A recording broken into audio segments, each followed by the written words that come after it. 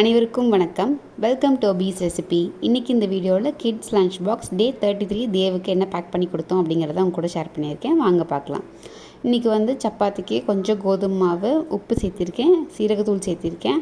இது கூட வேக வச்ச பச்சைப்பயிறு கொஞ்சமாக எடுத்து பிசைஞ்சு அதையும் இந்த மாவு கூட சேர்த்து நான் பிசைய போகிறேன். அப்புறம் பச்சைப்பயிறு வேக வச்ச தண்ணி தான் ஊற்றி மிக்ஸ் பண்ண போகிறேன்.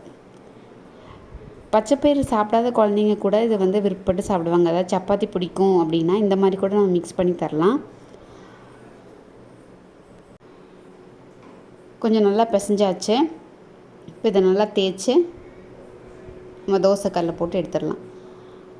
ஸோ பச்சைப்பயிறு உள்ளே நல்லா நான் பேஸ்ட் மாதிரி அரைக்கலாம் இல்லை, கையில் தான் இந்த மாதிரி மசிச்சிருக்கேன். அதனால் அங்கங்கே தெரியும், பார்க்குறக்கும் நல்லாயிருக்கும் குழந்தைங்களுக்கு. ஸோ இதை நல்லா வேக வச்சு எடுத்துக்கலாம். ஸோ பச்சைப்பயிறு ஸ்டஃப்பாக இருக்கிறதுனால சப்பாத்தி நல்லா வேகிற மாதிரி பார்த்துக்கோங்க.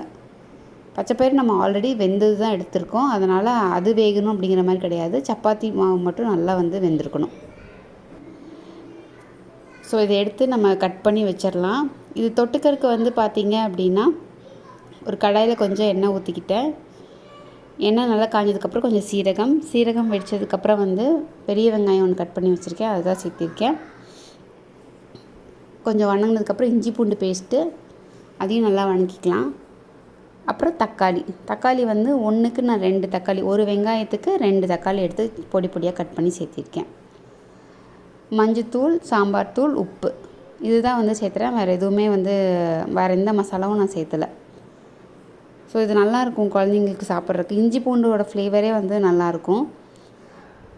கருவேப்பிலை, கொத்தமல்லி சேர்த்திக்கலாம். இது நல்லா வணக்கியாச்சு. இப்போ தேவையான அளவு தண்ணி ஊற்றி கொதிக்க வச்சிட்டோம் அப்படின்னா சப்பாத்திக்கு மட்டும் கிடையாது, தோசைக்கும் நல்லாயிருக்கும்.